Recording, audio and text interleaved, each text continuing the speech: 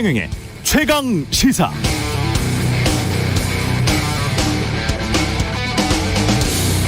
네, 며칠 전에 제작진과 SNS로 대선 후보들의 출마 선언문에 대해서 이야기를 나누다가 문득 그런 생각이 들었습니다.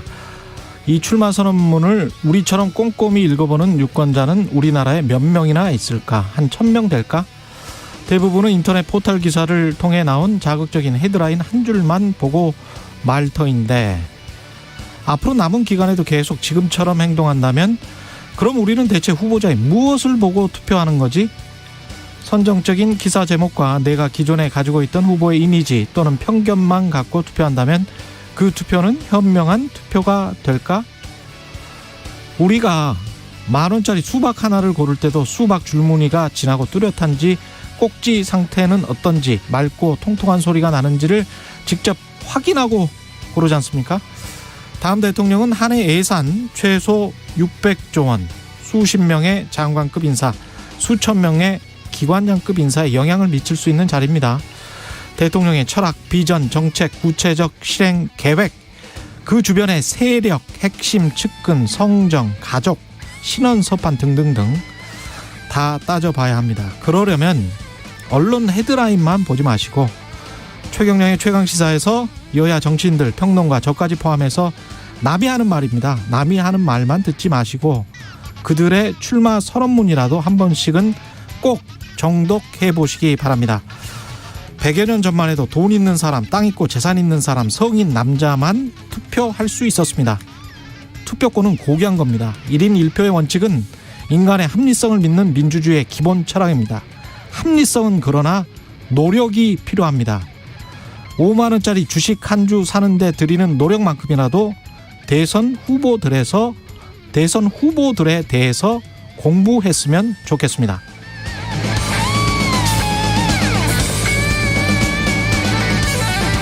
네, 안녕하십니까. 7월 9일 세상에 이익이 되는 방송 최경영의 최강시사 출발합니다. 저는 KBS 최경영 기자고요. 짧은 문자 50원, 긴 문자 100원이 드는 샵 9730, 무료인 콩 어플 또는 유튜브에 최강시사 들어오셔서 의견 많이 보내주시기 바랍니다.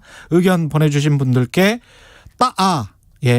시원한 커피, 뜨거운 커피 쏘고 있습니다. 베스트 의견 보내주신 분들에게는 아이스크림 케이크도 쏩니다. 오늘 1부에서는 차세대 먹거리, K배터리 전략부터 올여름 에너지 수급 방안까지 산업통상자원부의 문승욱 장관 만나보고요. 2부에서는 논란 거듭하고 있는 재난지원금 지급 범위 관련해서 더불어민주당 우원식 의원 만나보겠습니다.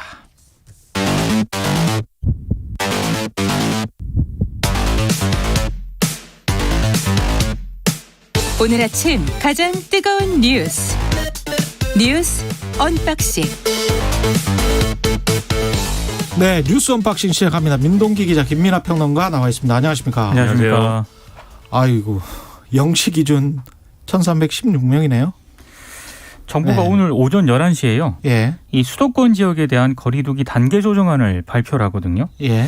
아무래도 이 새 거리두기 최고 단계인 4단계를 적용할 것이다, 이런 전망이 좀 나오고 있습니다. 예. 특히 전면적인 4단계 조치는 월요일인 12일부터 적용할 가능성이 높은데 이 사적 모임 제한 조치 있지 않습니까? 뭐 오후 6시 이후에 사적 모임 2인 제한과 같은 그런 조치는 바로 내일부터 시행될 가능성도 있습니다. 확진자 규모가 가장 큰 서울에서만 단독으로 새로운 거리두기 최고 단계인 4단계로 격상하는 방안까지 지금 이런저런 방안들이 검토가 되고 있습니다.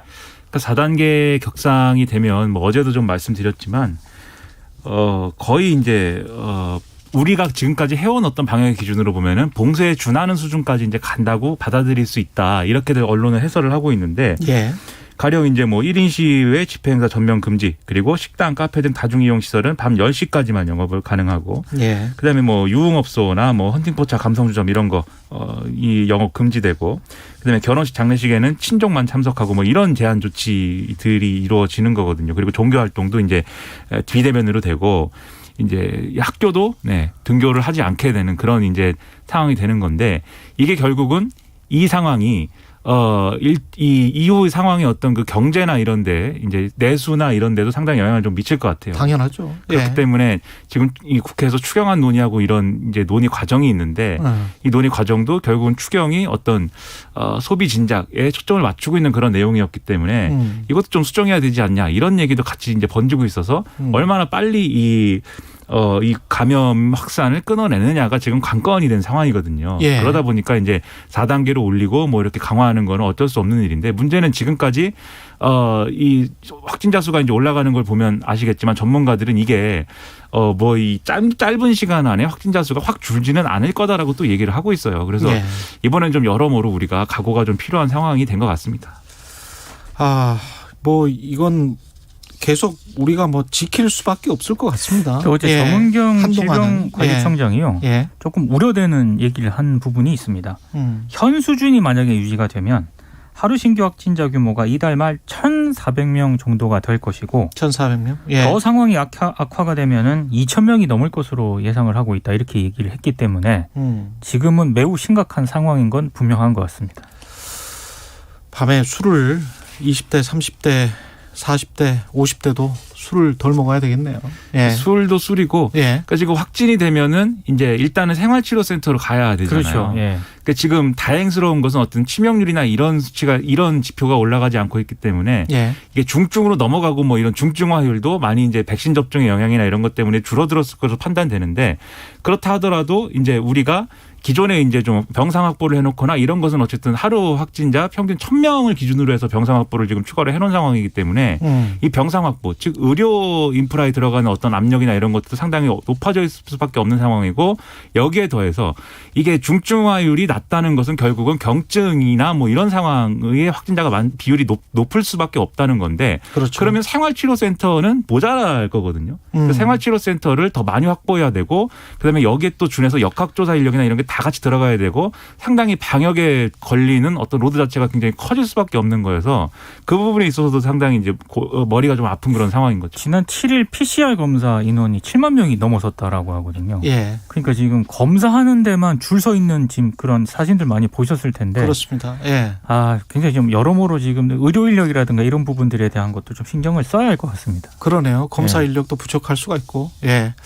방법은 이제 백신을 빨리 공급해서 우리가 지금 60대 이상뿐만이 아니고 네. 젊은 사람들까지 빨리 맞을 그렇죠. 수 있도록 그렇게 되는 수밖에 없을 것 같습니다. 그게 이제 가능하면 추석 전에 한 60% 어제 보니까 정재훈 교수도 8월 한 말까지 한 60% 예상을 하고 있더라고요. 그래서 그렇게만 될 수 있다면 그러면 그나마 좀 다행일 것 같네요. 지금 뭐 싱가포르나 다른 나라들도 거의 한 60% 선에서 또 다른 생각을 한번 해보고 있는 거니까. 네. 예. 앞으로 한 2달 정도가 고비가 될 것 같습니다. 그렇습니다. 그렇게 생각을 해본다면 빨리 백신. 그 바이든 대통령이 그런 이야기를 하더라고요. 백신이 애국이다. 예. 백신 접종만이 애국이다. 저는 왜냐하면 백신을 안 맞는 사람들이 굉장히 많아요. 미국에. 그렇죠. 또 미국은. 그래서 차분히 순번을 기다리고 있습니다. 예. 8월입니다. 한국은 제가 볼 때는 예. 백신을 맞기 전에는 여러 가지 이제 불안감이나 이런 걸 호소하지만 그렇죠. 백신을 맞자고 하면 다들 또 맞고 그렇죠. 예, 우리는 미국 같은 그런 백신을 거부하는 이런 사람들의 어떤 그런 사람들로 인한 어려움은 그렇죠. 상당히 없을 것으로 생각하기 때문에 백신의 수급 부분만 예. 정부가 여러모로 신경을 써서 대안을 많이 만들어주면 제가 볼 때는 그 부분은 문제가 없지 않을까 기대를 하고 있습니다. 예. 민주당 4차 TV 토론 했죠? 어제 했는데요. 몇 가지 예. 포인트가 있습니다. 그동안 1, 2, 3차 토론에서는 이재명 후보의 기본소득이 공격을 좀 받았는데 어제는 기본주택과 관련해서 여러 논쟁이 좀 있었고요. 그리고 제가 또 좀 특이하게 봤던 포인트는 이낙연 후보의 저격수로 추미애 후보가 나섰다는 점입니다. 특히 이 추미애 후보가 신복지국가를 약속했는데 예. 이게 구복지와 도대체 어떻게 다른지 모르겠다. 예. 그다음에 중산층 70% 약속했는데 총리 권한 갖고 있을 때 왜 못했냐. 이거 지나치게 꽃길만 걸었던 거 아니냐 이런 얘기도 했고요. 그다음에 이재명 후보 같은 경우에는 또 최문순 후보가 바지 발언에 대해서 사과할 것을 또 얘기를 했거든요. 예. 그러니까 답답해서 한 건 맞는데 자신이 좀 지나쳤던 것 같다라고 수용을 했고요. 다시 안 할 거냐라고 최문순 후보가 물었거든요. 그러니까 이재명 후보가 할 필요가 없을 것이다. 설마 자신한테 또 물어보겠느냐. 이렇게 응수한 것. 이런 장면들이 좀 인상적이었습니다. 그러니까 전반적으로 이재명 대 반 이재명 뭐 이런 구도, 이재명이냐 아니냐 이런 구도가 있기 때문에 1등 후보에 대한 이제 전면적인 공격이나 이런 것들을 거의 모든 후보가 하고 있는 거고 할 수밖에 없죠. 그렇죠. 네. 그 상황에서 이재명 후보가 다 받아치고 뭐 이렇게 경선에서 상처를 남기기보다는 좀 부자 몸조심을 하는 그런 모습을 보여주면서 이제 자기 1등의 이제 지위를 유지하는 그런 모양새인데 지금 말씀하신 것처럼 이제 거기서 특이한 움직임이 나타나는 게 이제 추미애 전 장관인 것이죠. 추미애 장관의 경우에는 이전까지는 이제 일종의 경선 지킴이라는 좀 안정감을 추구했다면 예. 지금 어제 보여준 이 이낙연 전 대표에 대한 공격은 이제 본격적인 2등 경쟁에 들어갔다. 그렇죠. 이낙연 전 대표하고. 네. 그래서 이 추미애 전 장관이 지금 이 시점에 그리는 그림은 아마도 1등 이재명, 2등 추미애 이렇게 해서 일종의 이제 결선에 가는 그런 그림이거나 아니면 어쨌든 유의미한 이런 성과를 남기고 2등을 했다라는 성과를 남기고 이제 이재명 후보의 어떤 경선에서 저 경선을 통과하는 거에 승복을 하는 그림이거나 뭐 이런 쪽으로 가는 것 같습니다. 추미애 후보 인터뷰를 좀 봤는데요. 이재명 후보와 자신이 개혁 경쟁을 하는 게 나중에 흥행에 도움이 될 것이다. 이런 얘기를 하더라고요. 네. 계획이 있었구나. 뭐 기생충의 그 대사 있잖아요. 이 추미애 후보가 좀 계획이 있었던 것 같아요. 지금 보니까. 이재명 옹호 전략을 1차, 2차 때 하다가 4차 때 이낙연을 저격을 했다는 거는 확실하게 2등으로 가겠다라는 그런 플랜이 있는 것이고 그렇게 해서 반 이낙연 또 정서가 또 있거든요. 그렇습니다. 예. 그래서 그거를 또 뺏어 오겠다라는 그런 전략이 있기 때문에 상당히 좀 전략적으로 지금 행동하고 있는 것 같습니다. 네. 제가 보기에는. 예. 다들 전략은 있을 텐데 예. 그게 이 국면에서 제일 어쨌든 본인의 캐릭터, 본인의 처지 그리고 본인의 목표 이런 것들이 뭐랄까요. 이렇게 좀 잘 보이는 게 지금은 추미애 전 장관인 것 같습니다. 네. 예. 이준석, 윤석열은 비공개 회동을 가졌습니다. 6일 만났다라고 하고요. 정치 현안에 대해서 이야기를 나눈 것으로 지금 알려졌는데 이준석 대표가 오늘 조선일보를 비롯해서 일부 언론과 통화를 했는데 예. 입당 시기와 관련한 구체적인 논의는 하지 않았다라고 얘기를 했습니다. 그리고 윤 전 총장에게 무슨 얘기를 했느냐 이제 기자들이 물었을 거 아닙니까? 당이라는 큰 조직의 조력이 필요할 정도로 지금 약간의 약점을 노출한 것 아니냐 이런 취지로 윤 전 총장에게 얘기를 했다. 그러니까 지금 윤석열 리스크가 조금 커지고 있으니 예. 빨리 당에 들어와서 당의 보호를 받아라 아마 이런 취지로 얘기를 한 것 같습니다. 그리고 지난 1일에는요. 윤 전 총장이 또 오세훈 시장하고 저녁을 먹었다라고 하거든요. 예. 이때 도움을 또 청했다라고 하는데 국민의힘 쪽 관계자 얘기는 윤 전 총장이 야권 주요 인사들을 만나서 연대의 밑그림을 그리는 것 같다. 이렇게 관전평을 하기도 했습니다. 윤석열 전 총장도 본인 중심으로 다 돌아가고 있는 걸로 생각을 하지만 오세훈 시장 생각은 또 다를 수도 있어요. 그렇죠. 사실은. 지금은 예. 그래서 여러 가지 어떤 굉장히 정밀한 어떤 계획이나 전략을 가지고 사람을 만나고 뭐 이렇게 한다기보다는 상당히 그냥 일단은 보폭을 확 키워놓고 보자라는 측면이 큰 것 같아요. 윤석열 전 총장은. 그래서 그렇게 많이 접촉면을 늘리고 그리고 오늘 보니까 경향신문하고 인터뷰도 했던데 이렇게 좀 그동안 너무 이제 자맹하고 본인의 목소리가 너무 없었고 뭐 이런 비판에 대해서도 이제 자기를 좀 드러내야겠다고 이제 판단하고 이렇게 움직인다는 측면이 있는 것 같은데 근데 어쨌든 간에 계속해서 우리가 궁금하고 계속 물으는 건 국민의힘에 그러면 언제 입당하는 거냐 함께 하는 거냐 이렇게 물어보는 건데 이준석 대표의 경우에는 지금 본경선 일정이나 이런 것들을 얘기하고 있지 않습니까? 그래서 컷오프를 2차례를 한다는 건데 여기서 궁금한 게 그럼 윤석열 전 총장 그리고 최재형 감사원장 이렇게 당 밖에 있는 사람들이 처음에 8월에 경선 시작할 때부터 여기 참여하는 그림만 있는 거냐 아니면 컷오프가 2번 있다고 했으니까 컷오프를 한 번 치른 다음에 그다음에 합류하는 것도 가능한 거냐 이런 것들이 지금 또 궁금해지는 그런 국면인 것 같습니다. 김건희 씨 논문은 본격적으로 이제 많이 문제가 되고 있네요. 예. 열린민주당 어제 그 의원이 공개적으로 기자회견을 열어가지고요. 예. 강민정 열린민주당 의원인데 일단 김건희 씨 학위 학술 논문에서 비문 그리고 기사 타인 논문을 출처 표기 없이 무단 발췌한 점 잘못된 참고 문헌 표기 등의 문제를 발견했다라고 주장을 했습니다. 특히 그 박사학위 논문을 비롯해가지고요. 또 2007년에 한국 디자인 포럼에 게재한 논문, 2007년에 기초 조형학 연구에 제출한 논문 이 3건이 모두 문제가 있다라고 주장을 했는데 예. 여기서 최경영 기자의 전문성이 좀 발휘가 돼야 될 것 같습니다. 뭐요? 특히 강민정 의원이 예.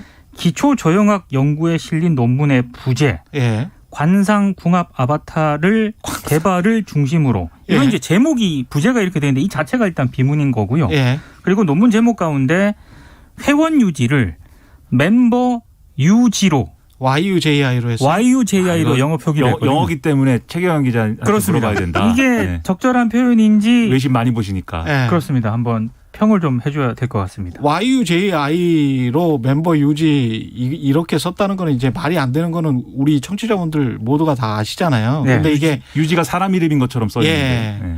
근데 이제 멤버 유지에서 이 유지는 경영학에서 많이 나오는 리테인 커스터머예요. 네. 그래서 리테인이라는 특정한 단어가 뭐 일반적으로는 키프라고 말을 하지만 리테인이라는 특정한 단어가 있어요. 네. 경영학에, 마케팅에.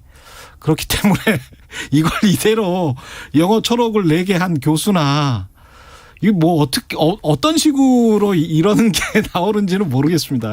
그래서 지금 국민대가 예. 연구윤리위원회를 예. 꾸려서 예비조사에 일단 들어갔고요. 예. 일단 연구윤리조사위원회가 예비조사를 마치게 되면은 윤리위건 이를 바탕으로 본조사위원회를 꾸려서 다시 조사한 다음에 김건희 씨가 쓴 논문들에 대해서 최종 판단을 내리게 됩니다. 근데 이거 이런 측면도 있는 것 같아요. 이게 테크노 디자인 전문대학원 박사 과정인 거잖아요. 네. 그러니까 이런 식으로 이른바 뭐 전문대학원, 정책대학원 이런 데서 사실은 뭐 석박사 논문을 많이 쓰게 하는 경우들이 있는데 그런 데서 엄밀하게 이런 학적인 어떤 뭐랄까 검증이라든지 이런 것들이 제대로 이루어지지 않는 것 같습니다. 그래서 이런 것도 큰 문제가 아닌가. 네. 이 윤석열 전 총장 여기에 관해서 뭐라고 코멘트를 했습니까? 어제 이제 코멘트를 잠깐 하긴 했는데요. 예. 아마 어떤 단체와 개인들이 이의 제기를 해서 대학에서 이루어지는 문제다. 대학이 자율적으로 학술적인 판단을 해서 진행이 되지 않나 생각을 한다. 매우 원론적인 답변만 내놨습니다. 본인과 전혀 관련이 없는 듯한 그런 예, 이야기. 그렇게 원론적으로 얘기를 하더라고요. 예, 뉴스 언박싱 민동기 기자 김민아 평론가였습니다. 고맙습니다. 고맙습니다. KBS 1라디오 최경영의 최강시사 듣고 계신 지금 시각은 7시 37분입니다. 오늘도 요란한 소나기가 내리는 곳이 많겠습니다. 제주도 남쪽 해상으로 정체전선이 물러나고 제주도 지방은 모레까지 장맛비가 이어지겠지만 나머지 지역들에서는 대부분 소나기가 내릴 텐데요.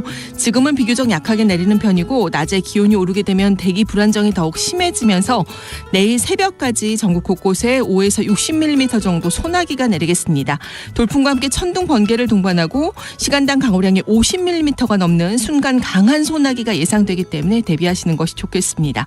한편 경기도와 충청북도, 대구를 비롯한 경상남북도 일부 지역은 폭염특보가 내려져 있고 오늘 낮 최고기온은 서울 29도, 부산 28도, 세종, 대전, 대구 등은 31도로 무더위가 이어질 전망입니다. 지금 서울 기온은 24.1도, 습도는 85%입니다. 지금까지 날씨 정보였습니다. 다음은 이 시각 교통 상황 알아보겠습니다. KBS 교통정보센터의 이승미 씨입니다. 네, 이 시각 교통 상황입니다. 중부 내리고속도로 지선 대구 방향으로 서대구에서 금호분기점 사이 정체인데요. 서대구 부근 1차로에서 승용차 관련 사고를 처리하고 있습니다. 경부고속도로 서울 방향으로 북천안 부근 갓길엔 고장난 화물차가 있어서 주의하셔야겠고요. 이후 양재에서 서초까지 밀립니다. 부산 방향 한남에서 서초, 신갈에서 수원까지 정체고 서양고속도로 목포 방향으로 비봉 부근과 팔탄 분기점에서 밀립니다. KBS 교통정보센터였습니다. 오늘 하루 이슈의 중심. 당신의 아침을 책임지는 직격 인터뷰. 여러분은 지금 KBS 1라디오 최경영의 최강시사와 함께하고 계십니다. 어제 정부에서 관계부처 합동으로 K배터리 전략이 발표됐는데요. 배터리는 제2의 반도체라고 일컬어지면서 차세대 먹거리로 기대가 큽니다. 정부와 우리 기업들이 어떻게 준비하고 있는지 산업통상자원부의 문승욱 장관님 나오셨습니다. 안녕하세요. 예, 안녕하십니까. K배터리 전략, 그러니까 이제 코리아 배터리라는 이야기겠죠. 예. 이게 2차 전지가 이제 우리가 보통 시계나 뭐 이런 거 충전 안 하는 거에서 2차 전지라는 건 충전이 되는 그렇습니다. 자동차나 핸드폰. 예, 제가 건전지는 한 번 쓰고 버리는데 그렇죠. 요새 쓰는 휴대폰이 이제 대표적인 게 되겠고 예. 최근에 전기차에 들어가는 배터리는 다 충전을 했었으니까 예. 충전이 가능해서 여러 번 쓸 수 있는 전지는 2차 전지라고 통칭합니다. 2차 전지가 이게 제2의 반도체라고 할 만큼 예. 이게 대단한 어떤 산업이 지금 됐습니까? 예, 뭐 아시다시피 요새는 사실 반도체가 안 들어가는 물건이 없지 않습니까? 예. 뭐 저 특히 사물 인터넷이라든지 뭐 그렇죠. 인터넷에 연결되는 게 많으면서 반도체가 많은 물건에 이제 들어가고 더 확산이 되는데 예. 반도체라는 것도 전기가 통해야 이제 되는 걸 테니까. 그렇죠. 그 모바일로 사실 움직이는 이런 제품들이 많아지면서 거기에 대한 반도체에 대한 수요도 많아지고 숫자로 보면은 2030년 앞으로 한 약 10년 뒤에는 지금보다 한 8배 정도로 반도체 시장이 커질 거라고 합니다. 반도체 시장 8배. 이제 배터리 시장이 배터리 시장이 8배. 배터리 시장이 8배. 예. 전 세계적으로 보면 한 3,500억 불 이런 추산이 되는데 예. 사실 반도체가 우리나라 같으면은 가장 산업을 또 수출을 이끌어가는 품목인데 예. 우리가 배터리 산업도 지금 전 세계에서 1위를 중국하고 사실 물량적으로는 다투고 있습니다. 예. 우리가 앞으로 8배까지 늘어나고 그 이후로도 계속 늘어날 텐데 그 늘어나는 시장에 우리가 지금부터 잘 준비를 해서 차세대 배터리 시장에서도 1위 이상을 점유를 한다면 예. 또 역시 반도체와 마찬가지로 우리 경제를 끌어가는 주력 선수가 되지 않을까 이제 그런 생각을 하고 있습니다. 이게 지금 배터리 같은 경우도 중국이 굉장히 강한 걸로 알고 있고 그런데요. 어떻습니까? 이 경쟁도 심할 것 같은데 전략. 저희가 이제 배터리도 이제 소형 배터리가 있고 예. 저희 뭐 노트북이라든지 예. 이런 데 들어가는 소형 배터리가 있는데 그거는 제가 10년째 전 세계 1위를 계속 하고 있고요. 예. 이제 중대형 배터리 전기차에 들어가는 또 ESS나 전기차에 들어가는 중대형 배터리는 조금 후발로 있다가 지금은 이제 일본은 제치고 중국하고 1위를 서로 다투는 수준에 와 있습니다. 예. 그런데 사실 중국은 내수 시장이 크다 보니까 예. 중국 내에 이제 그 많은 전기차 보급도 사실 더 정부에서 적극적으로 하면서 예. 그 수요를 이제 되는 측면이 있어서 전 세계적으로 보면은 수출로 이렇게 퍼져 있는 거는 우리가 더 앞서 있다라고 보고 안정성이라든지 품질이라든지 이런 부분은 이제 중국보다 좀 앞서고 예. 중국은 가격 경쟁력이 있고 이런 장점을 가지고 서로 1위를 다투고 있습니다. 이번 대책에서 이제 첫 번째 나온 전략이 차세대 전지 기술 선점이란 말이죠. 차세대 전지 이거는 또 2차 전지랑 다른 건가요? 그러니까 지금 아시다시피 전지가 우리가 충전을 해야 되는데 예. 충전하는데 시간이 아무래도 좀 걸리죠. 그렇죠. 예. 저희 뭐 전기차 같으면은 급속 충전을 해도 1시간 가까이는 충전을 해야 완충이 되는데 예. 이 시간이 좀 걸리고 또 한 번 충전했을 때 얼마나 이제 오래 가느냐 하는 부분에 있어서 아직 소비자들의 좀 그 수요보다는 예. 조금 못 미치는 측면이 그렇습니다. 있다고 보고 예. 아직도 가끔 이제 화재 사고 같은 게 나는데 안전성이 좀 더 보강해야 될 부분이 있고 예. 또 지금의 이제 전지에는 리튬이라든지 니켈이라든지 약간 좀 희소한 이제 소재들이 많이 그렇죠. 필요합니다. 예. 또 무겁기도 하고요. 이게 예. 금속들이라. 그래서 차세대는 지금보다 더 짧은 충전 시간에 더 그 지속 시간은 더 길고 화재와 같은 안전도 좀 더 확실하게 잡고 예. 소재 부분에 있어서도 좀 더 저희가 구하기 쉬운 소재를 통해서 가볍게 만들 수 있는 이제 이런 전지가 지금 개발이 추진이 되고 있고 차세대 배터리라고 제가 통칭을 합니다. 전고체 배터리라든지 리튬 황 전지라든지 예. 이런 게 이제 저희가 연구하고 있는 구체적인 차세대 배터리 기술이 되겠습니다. 이거는 산학 협동입니까? 그러니까 정부랑 산업계랑 예, 정부 산업계 연구소 대학 뭐 다 지금 대학에서도 연구를 하고 있고 제가 예. 며칠 전에 유니스트도 갔었는데 예. 많은 석박사 학생들이 전고체 배터리라는 차세대 배터리 부분에서 뭐 소재, 뭐 전액 이런 거를 지금 연구를 하고 있습니다. 전고체 배터리라는 게 이제 전해질이 고체 상태인 배터리. 그렇습니다. 전액 대신 그렇죠. 그 자체가 이제 고체 소재가 들어가서 예. 그 어떤 화재 위험이라든지 그렇습니다. 뭐 이런 예. 부분이 예. 이제 근본적으로 사라지게 되는 그런 기술이 되겠습니다. 과거하고는 달리 어떻게 보면 우리가 이제 이런 제조나 이런 것들은 굉장히 잘했는데 반도체 산업을 할 때도 예. 그쪽에 이제 우리가 소부장 한번 일본이 수출 규제에서 좀 당했었잖아요. 뭐 이런 것들을 좀 공격을 생각을 받았죠. 하면서 예. 지금 진행을 하고 계시는 것 같네요. 예, 그러니까 뭐 지금 사실 전 세계적으로 이런 예. 반도체라든지 이런 2차 전지와 같은 핵심 산업의 공급망을 누가 유지를 하느냐. 그 공급망 안에서도 이제 소재라든지 부품이라든지 예. 전체 생태계의 공급망이 얼마나 그 안정되게 확보가 되느냐. 이제 이런 부분이 지금 관건이 되고 있지 않습니까? 예. 저희가 2차 전지 부분에 있어서도 저희 그 밑에 있는 소부장 산업이라든지 또 이 해외 시장에 대한 소재 의존도가 높은 산업이기 때문에 그런 공급망을 얼마나 안전하게 가져가느냐 이런 부분을 다 같이 종합적으로 봐야 되는 그런 전략을 이번에 만들었다 이렇게 말씀을 일본 드리겠습니다. 배터리는 어느 정도 되나요? 수준이? 일본이 양적으로 뭐 전 세계 차지하는 점유율은 저희보다 좀 낮고요. 예. 그런데 이제 현재로서는 그렇지만 아까도 말씀드린 것 같이 이제 이런 차세대 전지의 기술을 누가 선점하느냐에 따라 예. 언제든지 이렇게 또 순위가 또 바뀔 수 있기 때문에 그렇죠. 사실은 2차 전지는 90년대 초반에 일본 소니사가 더 우선적으로 상용화를 시작을 한 부분입니다. 예. 그런데 지금은 이제 한국과 중국이 사실 더 앞서가는 시장이 된 것처럼 예. 차세대 전지에 대한 기술을 또 어느 나라든 먼저 가지게 되면 또 이 게임 체인저가 될 수 있는 거거든요. 예. 그런 부분에서 일본도 또 열심히 노력을 하고 있고 특히 예. 앞으로 이 커질 시장은 전기차 시장이기 때문에 예. 일본의 이제 자동차 회사들도 일본을 비롯한 모든 자동차 회사들이 또 스스로 또 전지 산업에도 투자를 해야 되지 않느냐 예. 이런 이제 전략들을 고민을 하고 있습니다. 일본도 마찬가지일 것이고 예. 뭐 도요타 같은 곳에서 차세대 전지를 뭐 우리가 확보할 수 있다. 언제까지 하겠다. 뭐 이제 이런 좀 발표 같은 것도 기사가 나는 걸 본 적이 있어서 예. 그런 노력들을 같이 하고 있지 않나 이렇게 생각을 합니다. 전고체 배터리 같은 경우는 토요타가 그 전고체 배터리 적용한 전기차도 선보였던 것 같은데. 사실 전고체 배터리의 그 시제품은 우리도 가지고 있고, 지금 실험실 단계라든지, 예. 샘플 단위에서는 지금도 이제 나오고 있는데, 예. 이제 문제는 이거를 얼마나 안정되게, 뭐 수천만 개, 수백만 개를 양산할 수 있느냐, 그 양산 시점이 어떻게 되고, 그 품질과 가격 경쟁력을 갖출 수 있느냐가 그렇죠. 관건이라서 그렇죠. 그 부분은 사실 좀 두고 봐야 되겠고 우리나라 기업들도 한 27년 에서 30년 사이에 이게 양산할 수 있지 않겠느냐. 같이 양산이 된다 하더라도 예. 이제 이게 또 수요 기업들이 예. 어느 이제 나라 제품을 선택을 해주느냐 뭐 이런 게 이제 앞으로의 경쟁이 되겠습니다.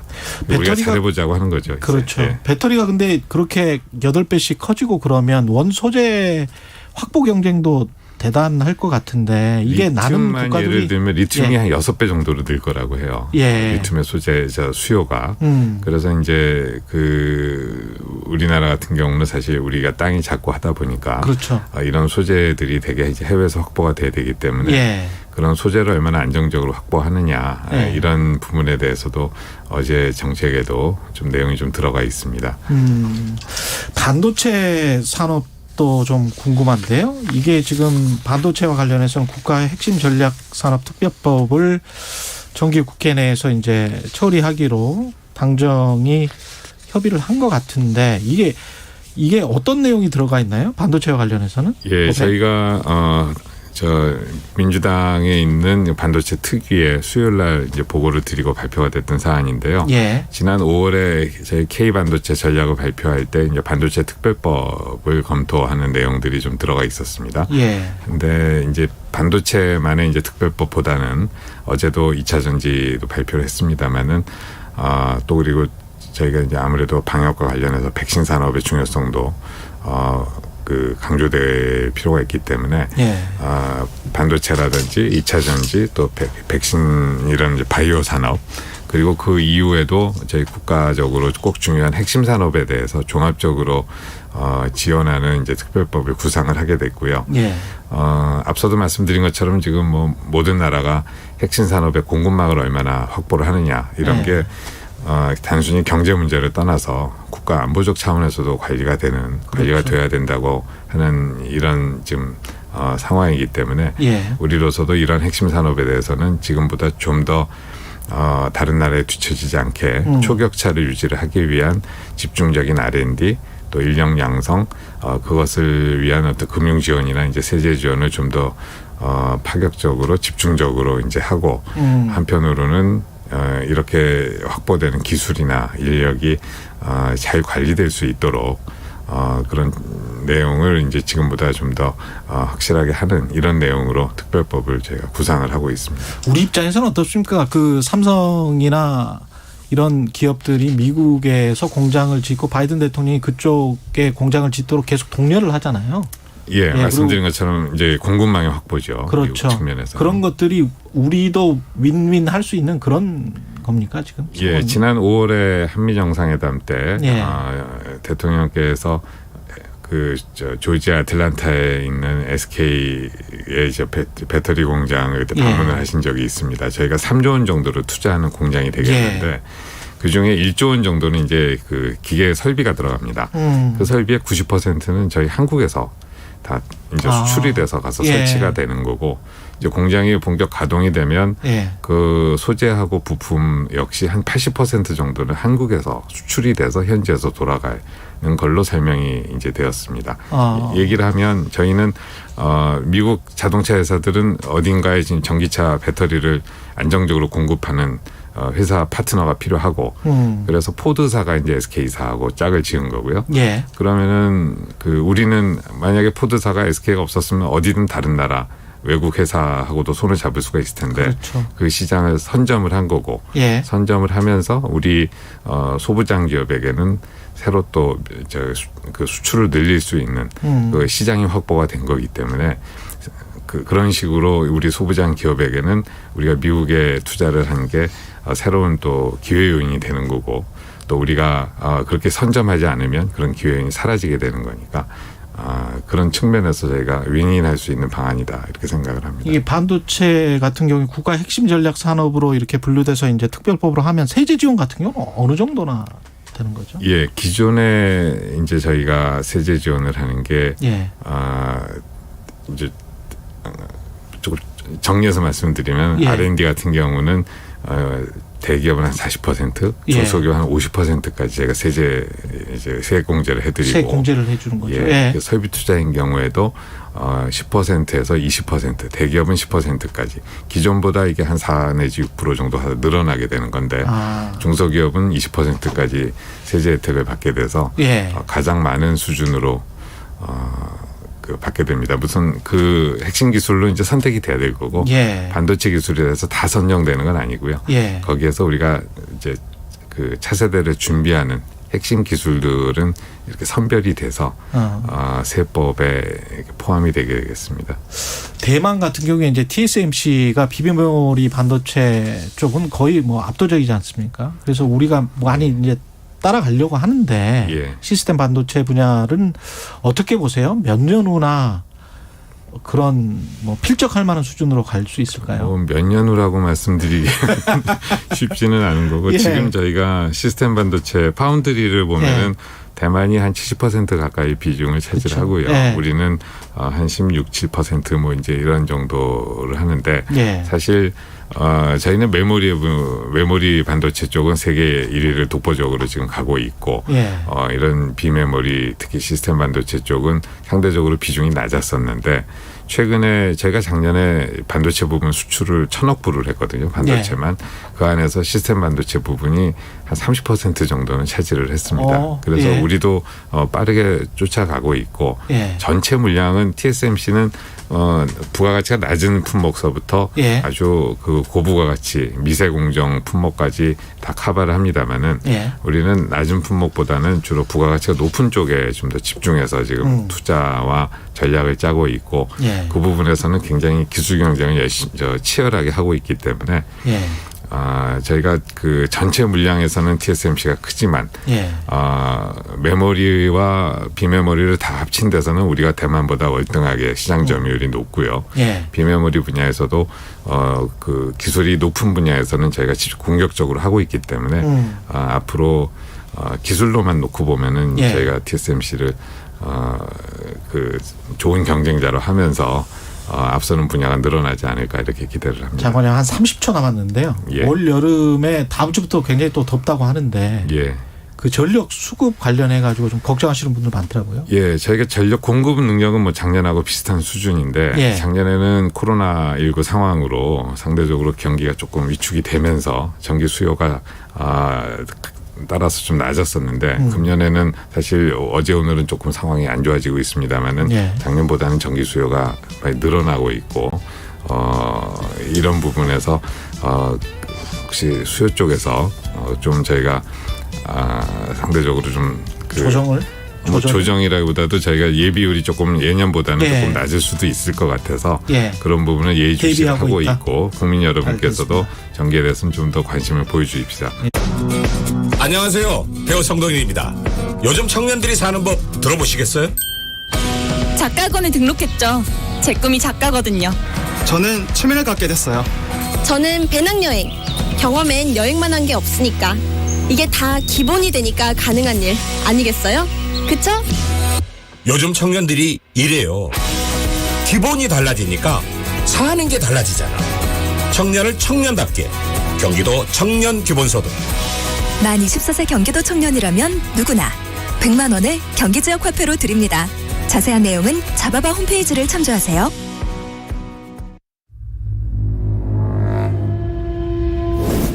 (2021) KBS 연중기획 기억을 기록하다. 서울 서초동에 있는 삼풍백화점 건물 절반가량이 무너져 내려 앉아서 수백 명의 사상자가 그게 3시간이었어요. 3시간. 결기를 지어준 다 죽었어요. 대피를 시켰었어야 되는 건데.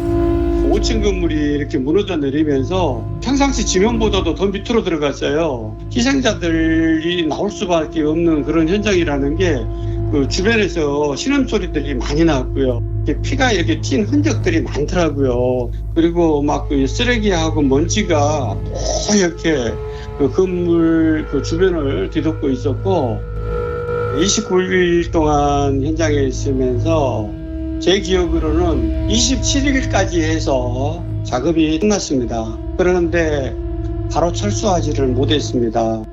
그 철수하지 못한 이유가 실종되신 분들, 그 가족분들이 구조대원들이 다 철수를 하게 되면 실종되어 있는 내 가족들은 어디서 찾느냐. 삼풍백화점 참사 현장에서 29일간 구조활동을 펼친 경광숙 구조대장은 기억합니다. 26년이 흐른 지금 대한민국은 얼마나 안전해졌을까요? 가스가 터지는 소리, 꽝 소리 있잖아요. 밖으로 뛰어나와 보니까는 분진이 엄청나게 심하게. 광주 동구 재개발구역에서 철거 작업이 진행 중이던 5층짜리 건물이 한순간 주저앉았습니다. 2014년 세월호 참사에 이어 지난 광주 건물 붕괴 사고까지 반복되는 참사로 인한 악몽은 도대체 언제 끝이 날지. 경광숙 소방관의 아픈 기억은 무너진 건물 더미에서 철수하지 못하고 있습니다. 당신과 대한민국의 기억, KBS가 기록합니다.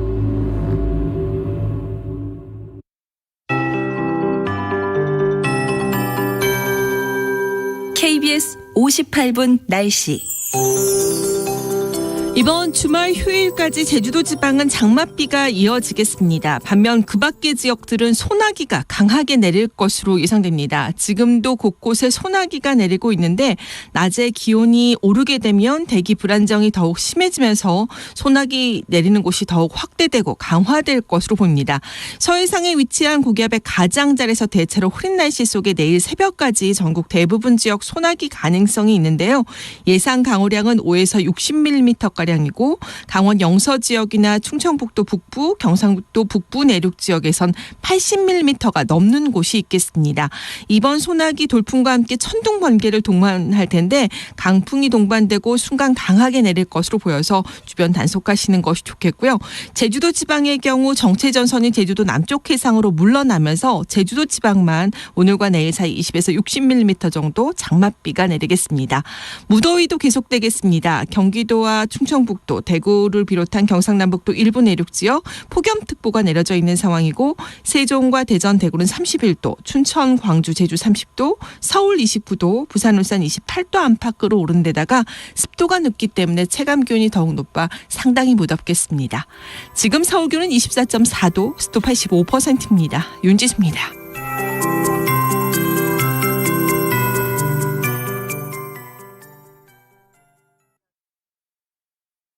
정성을 다하는 국민의 방송 KBS가 8시를 알려드립니다.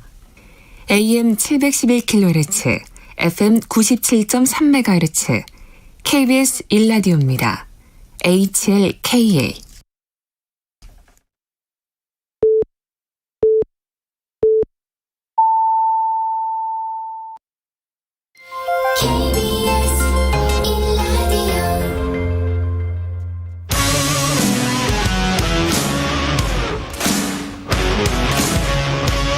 오늘 하루 이슈의 중심 최경영의 최강시사. 네, 어제부터 33조 원 규모의 2차 추가 경정 예산안 심사가 시작됐는데요. 이번 추경안에는 5차 재난지원금도 포함되어 있는데 지급 범위 두고 정부 여당의 입장 여전히 헷갈리죠. 예, 민주당은 전 국민 지급론에 거듭 힘을 싣고 있고 정부는 하위 80% 지급안 고수하고 있습니다. 더불어민주당 우원식 의원 연결돼 있습니다. 안녕하십니까? 네, 안녕하세요. 우원식입니다. 예, 이게 지금 국회 예산결산특별위원장은 박홍근 더불어민주당 의원이 선출이 됐고요. 네네. 국민의힘 의원들은 표결에 불참했고 여당 단독 처리인 거죠, 이게? 단독 처리가 아니고요. 예. 어제 본회의장에서 선출했는데 예. 국민의힘 의원들이 선출할 때 퇴장을 해서 그렇게 됐군요. 나머지 의원들이 표결을 한 거죠. 예. 그럼 예결위원장 맡고 원구성은 어떻게 되는 겁니까? 아직은 이제 법사위원장을 아직 합의를 보질 못해서 예. 이제 몇 군데 상임위원장이 비어 있는 자리가 있거든요. 예. 그래서 아직 그거는 좀 더 논의를 해봐야 되는 것으로 그렇게 알고 있습니다. 법사위원장 관련해서는 나중에 좀 더 자세하게 여쭤보고요. 지금 네. 저 재난지원금 관련해서 그 정부는 하위 80% 이렇게 계속 고수하고 있잖아요. 네네. 당내에서는 의견이 모아졌습니까? 지금 아직 모아져 있지는 않고요. 예. 지난 수요일에 저 의원들의 정책 의총을 열어서 예. 추경 관련해서 논의를 했습니다. 그래서 대개 한 12분 정도가 나서서 발언을 하셨는데 대체적으로 80%를 해서 20%가 소외감을 느낄 텐데 소외감 없이 가는 게 맞다. 예. 그래서 전 국민으로 지급하자. 그런 의견들이 많이 제기가 됐습니다. 그래서 애초 민주당이 보편 지급을 추진하려고 했지만 정부가 이제 재정 건전성을 이유로 해서 80%로 70%를 주장하다가 80%로 되게 이제 합의가 되지 않았습니까? 예. 그래서 그렇게 가기에는 저희들이 보기에는 너무나 비효율적이고 여러 논란과 문제점이 제기되고 있기 때문에 예. 당 소속 의원들께서 당이 이제 중심을 잡고 이렇게 가야 된다. 이렇게 의견을 내고 계시고 그래서 의총에서 모여진 내용을 지도부가 논의할 겁니다. 그래서 해당 상임위 예결위에서 논의해서 결정을 하는 과정을 거치게 될 겁니다. 그러면 지금 말씀하시는 거 봐서는 분위기는 100% 지급이라는 말씀이네요. 여당은? 네, 그렇습니다. 그래서 이렇게 80% 선별 지급해서 예. 불필요한 형평성 논란을 일으킬 필요가 없다는 예. 거고요. 이 코로나 위기를 함께 거쳤기 때문에 모두 다 주자 이런 거거든요. 이 예. 코로나 위기가 상위 20%를 피해간 건 아니잖아요. 예. 그래서 전 국민 모두가 마스크도 끼고 또 거리두기 하는 등 이런 불편을 모두가 함께 거쳤기 때문에 예. 이것에 대한 위로금 성격 또 그렇게 해서 우리의 경기를 활성화시키자라고 하는 성격을 갖고 있기 때문에 20%를 제한할 필요가 없다 이렇게 생각하는 거고요. 예. 그 80%와 80.1% 여기 소득 차이가 거의 없거든요. 예.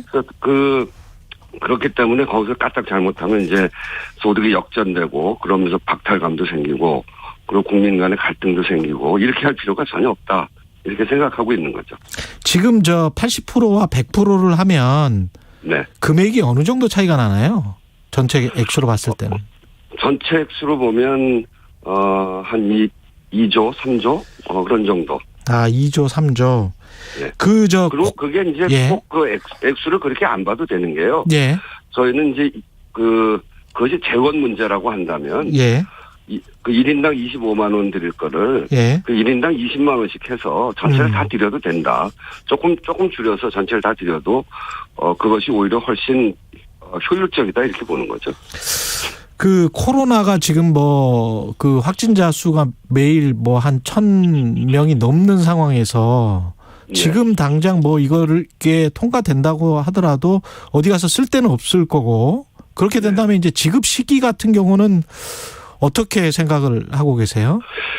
그래서 지금 이제 코로나19로 인해서 피해를 본 계층에 대한 지원이 있습니다. 예. 그 부분은 신속하게 지원을 하도록 하고, 이 전국민 재난지원금의 취지는 소비 활성화를 통해서 내수 경기를 진작하자는 거거든요. 예. 그거는 이제 확산세가 좀 누그러지는 상황을 보면서 지급 시기를 좀 조절할 수도 있다 이렇게 생각합니다.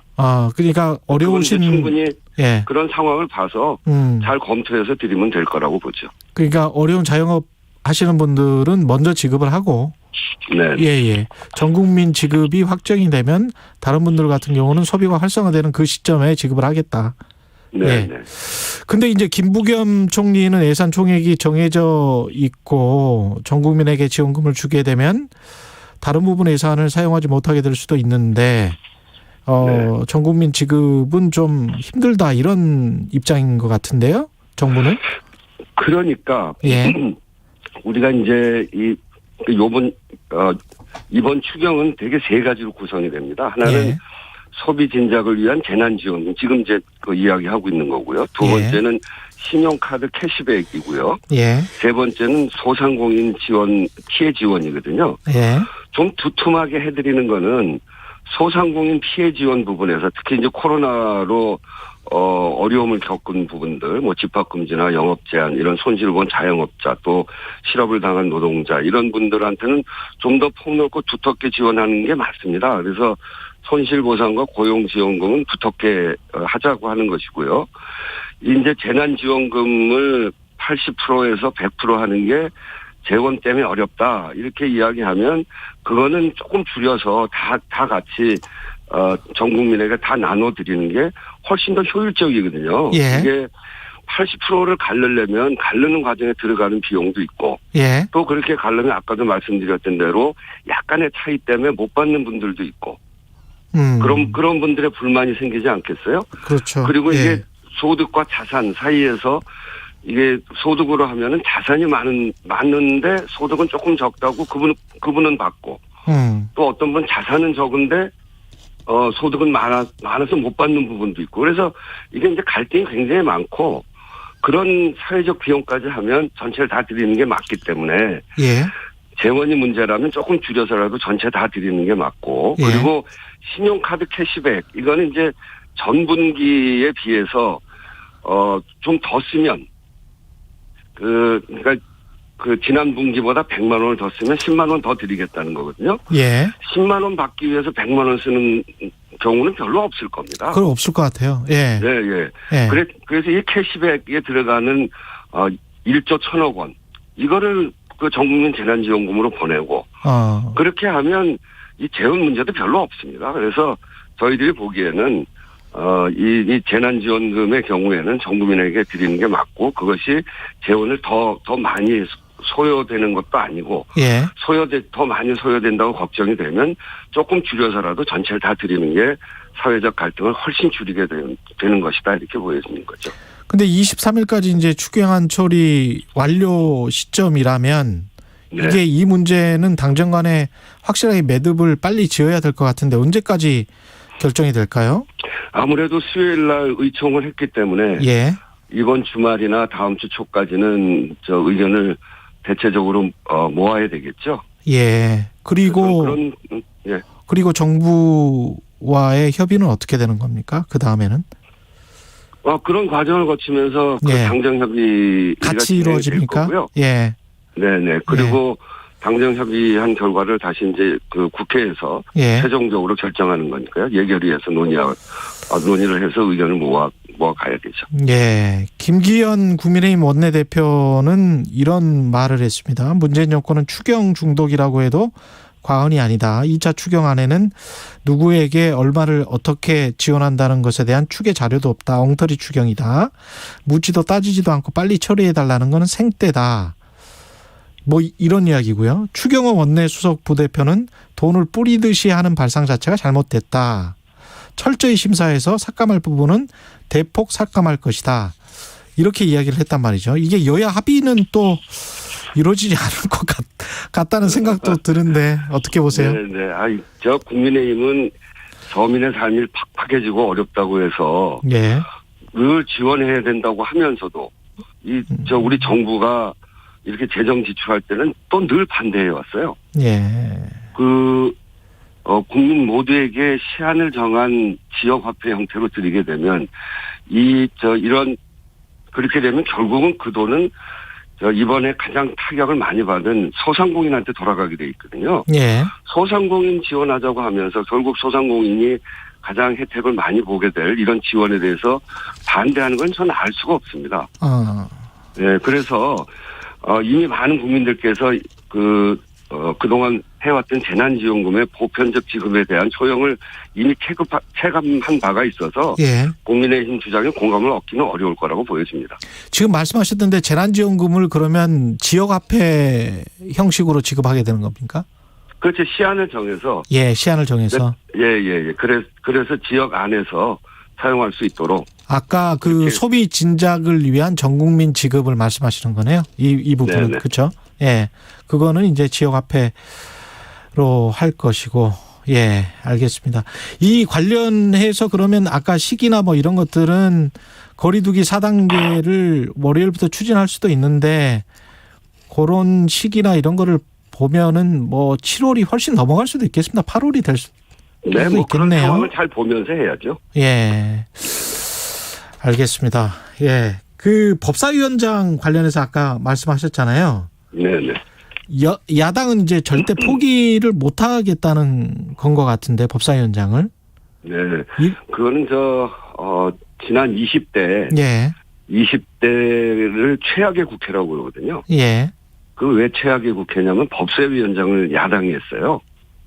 예. 그러면서 국민들에게 필요한 법들에 대해서도 굉장히 반대를 많이 하고 법사위에서 다 발이 묶여가지고 제대로 일을 못했습니다. 그래서 예. 국민들이 정말 20대 국회는 최악의 국회다 이렇게 평가를 했고 예. 좀 효율적으로 일을 해라. 그래서 21대 들어서면서 저희한테 이제 표를 많이 이렇게 모아주셨거든요. 예. 그래서 뭐 표가 많이 모이고 의석이 많다고 해서 일방적으로 한다는 이야기는 아니고 예. 법사위 국회가 제대로 일을 하려고 하면 법사위가 그렇게 20대 국회처럼 그렇게 되면 안 됩니다. 이제 그런 점에서 법사위를 저희가 양보할 수 없다는 거거든요. 예. 그래서 이 국회를 효율적으로 할 수 있는 방안 그것을 야당에서도 이야기를 해야죠.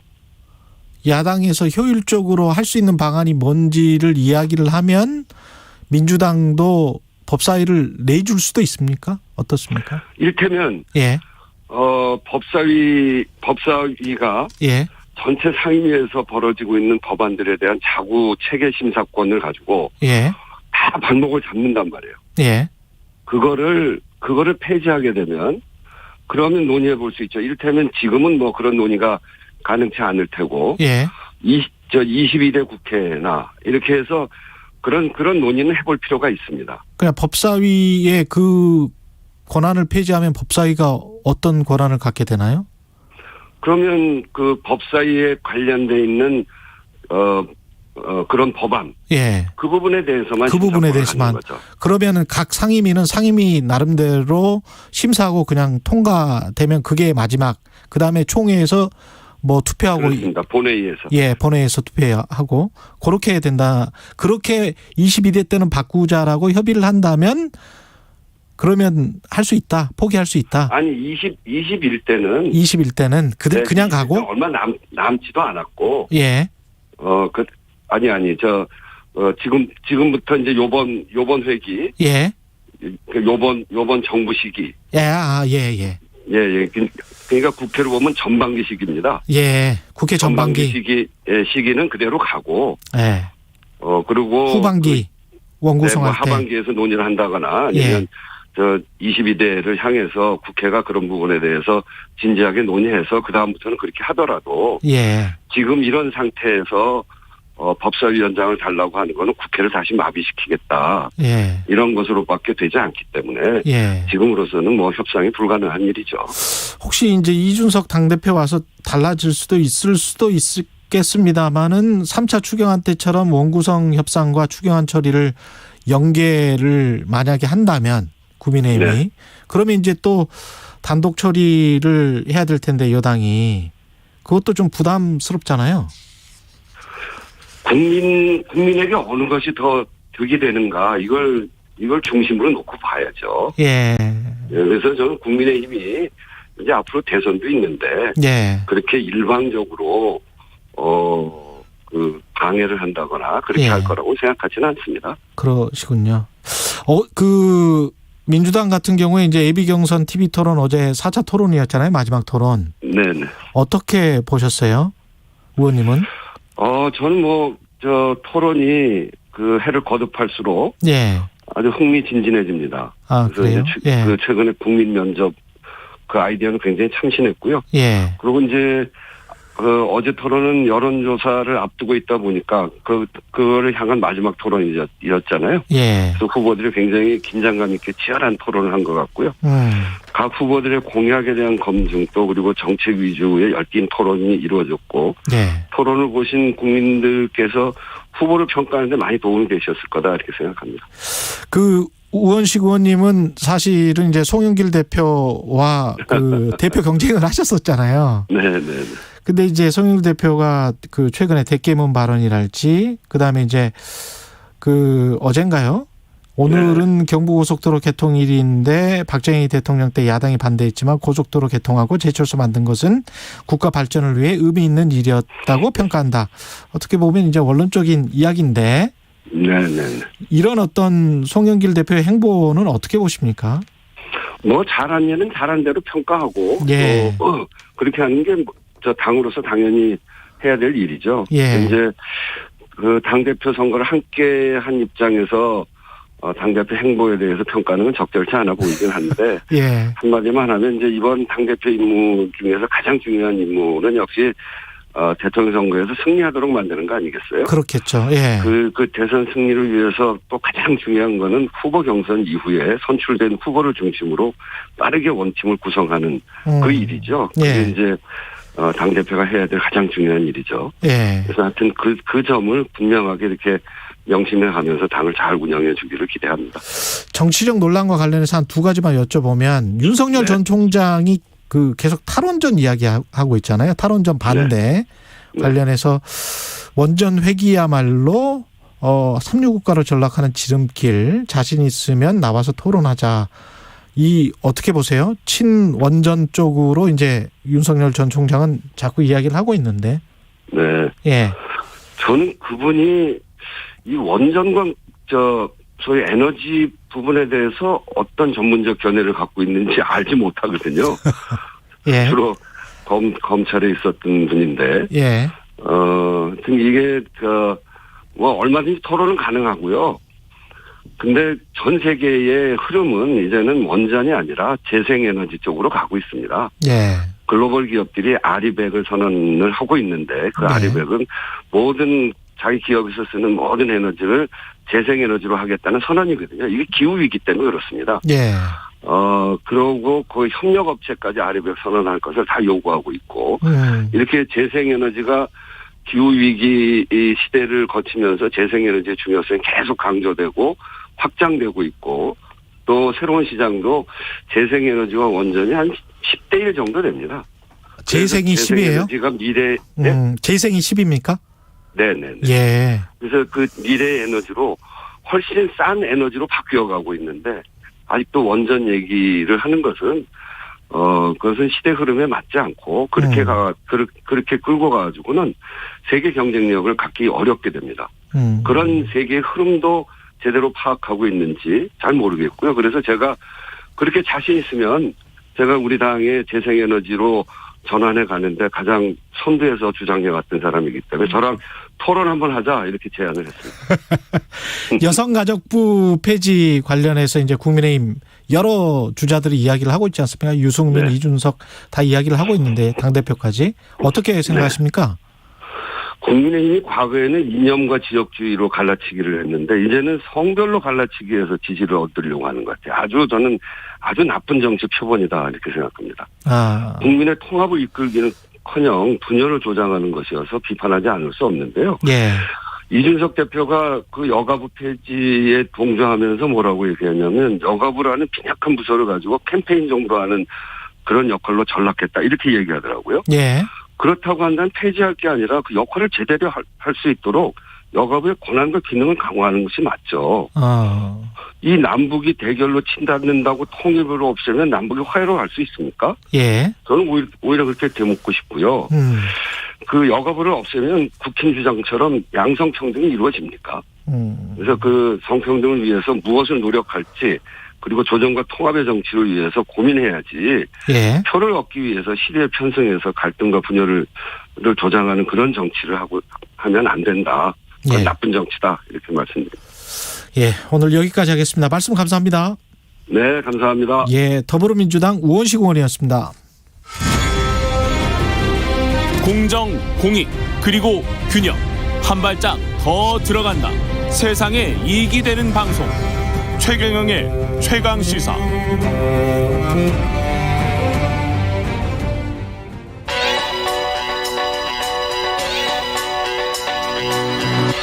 최강시사 김수민의 눈. 네, 김수민의 눈 시작합니다. 김수민 평론가 나와 있습니다. 안녕하십니까? 네, 반갑습니다.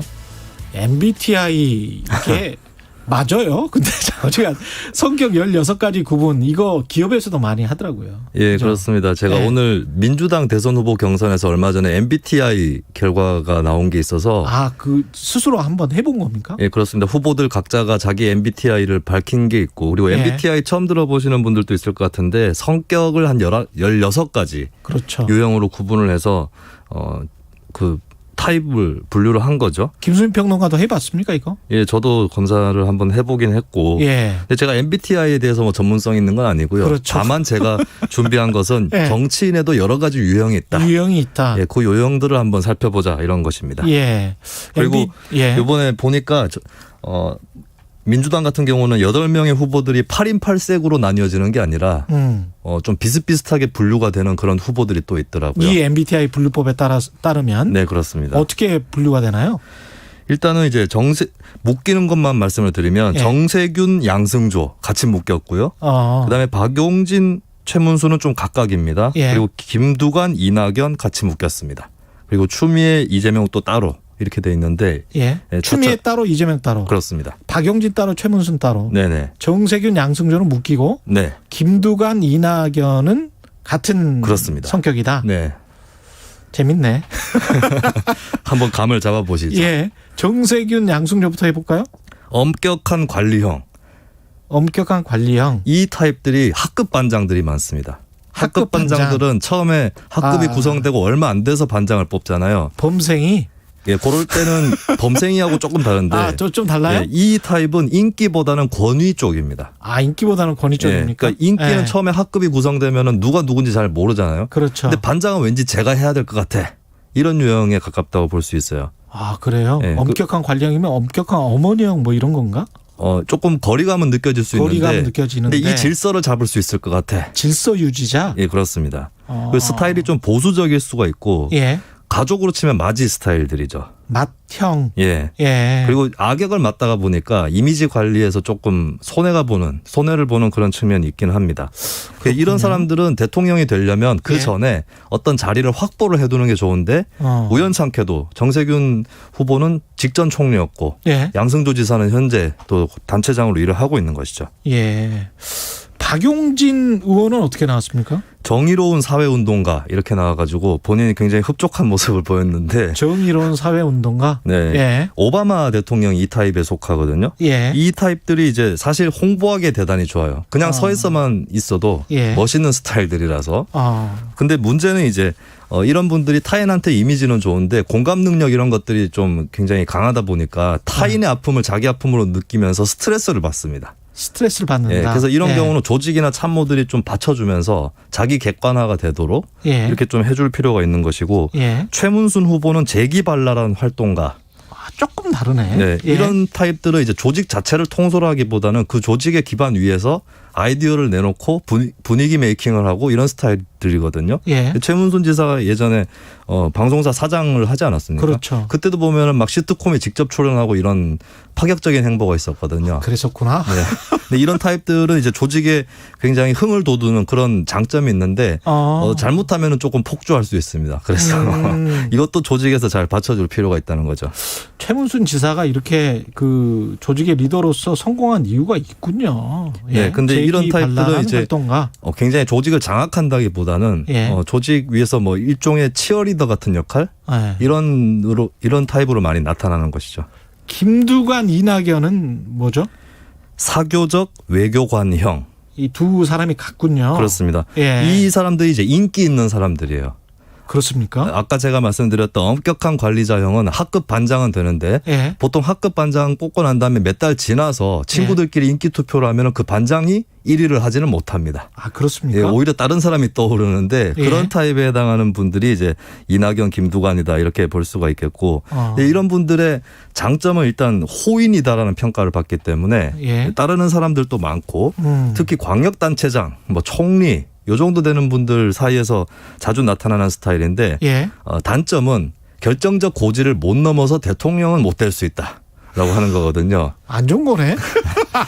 아니 근데 모든 것들이 다 단점이 하나씩 있는 거니까요. 예. 이런 경우는 이제 좀 컨텐츠를 좀 더 채워준다거나 예. 때로는 이제 그냥 호인이 아니다.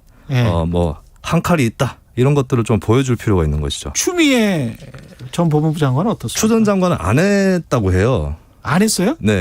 MBTI 모른다. 근데 검사를? 추 전 장관 태도가 재밌는 것이 국민들이 어차피 나를 안다. 그리고 어차피 나를 안다. 굳이 기계에 물어볼 필요는 없다라고 했는데 기계는 네. 이건 어떻게 보면은 나는 그런 거 믿지 않는다라는 태도이기도 한데 한편으로는 그래도 한번 해보지. 예. 이렇게 뻣뻣하신가 이렇게 생각할 수도 있겠습니다. 이재명 지사는 어떻습니까? 이재명 지사는 MBTI를 확실하게 밝히진 않았는데 앞에 I가 들어간다. 앞에 I가 들어간다. 근데 이게 내향적이라는 거거든요.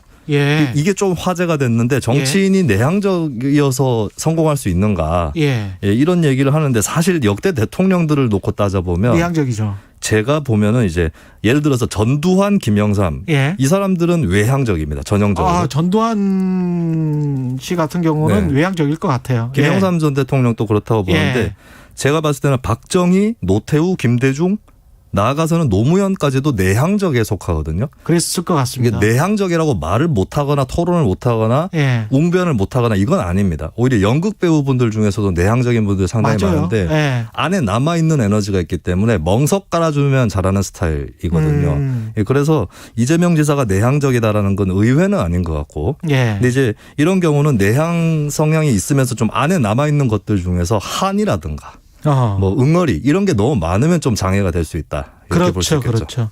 박정희, 노태우, 김대중, 노무현 이런 사람이 이제 내향적 성향이었다. 그래서 큰 지도자들은 오히려 내향적 성향이 더 많을 수도 있습니다. 재밌네. 예, 야권 주자들은 뭐 안 해봤습니까 이거? 이거는 뭐 아직까지는 안 해봤는데 제 나름대로 야권의 이 사람은 여권의 이 사람하고 비슷한 것 같다. 이거를 한번 제가 분류를 해봤는데 황교안 전 총리하고 최재형 감사원장은 정세균, 양승조 이 엄격 관리자형하고 좀 비슷하지 않나 이렇게 보여지고요. 그리고 윤석열 전 총장이 제가 봤을 때 이낙연, 김두관 쪽하고 비슷합니다. 윤 전 총장 쪽 취재를 해보면 유난히 그를 만났다는 사람들 중에 합석하다 만났다. 합석하다가 그런 증언들이 많거든요. 전형적인 외향적이고 그런 좀 사교적인 스타일이라고 볼 수가 있을 것 같습니다. 그리고 저는 홍준표 의원은 최문순 지사하고 비슷한 측면이 있다. 홍 의원도 사실 코미디언 지망생 적이 있거든요. 생각해 보니까 네, 조금 한쪽은 좀 거칠어 보이고 한쪽은 얌전해 보이긴 한데 이런 끼라든가 이런 것들은 좀 비슷해 보이는 그런 측면이 있는 것 같고 그리고 법야권에서 내향형은 전형적으로 안철수 대표 뽑을 수 있을 것 같습니다. 뭐 누가 봐도 내향형이죠. 근데 내향형들이 좀 큰 일을 저질러요. 예. 안철수 대표 합당 분당 이런 것들 보면. 김수민의 눈 김수민 평론가였습니다. 고맙습니다. 감사합니다.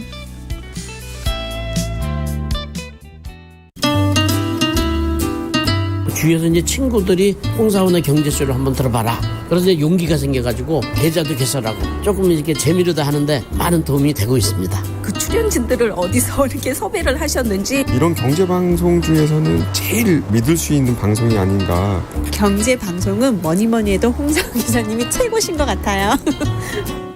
오후 4시 5분 홍사원의 경제쇼 다른 정보만 전해드립니다. 집에 다 왔는데 주차장인데 라디오를 끌 수가 없어요. 너무 재밌어. 지친 퇴근길 여러분의 반려 라디오 매일 오후 5시 5분 KBS 1라디오 주진우 라이브 2시간 훅 지나갑니다. 지금 시각은 8시 30분입니다. KBS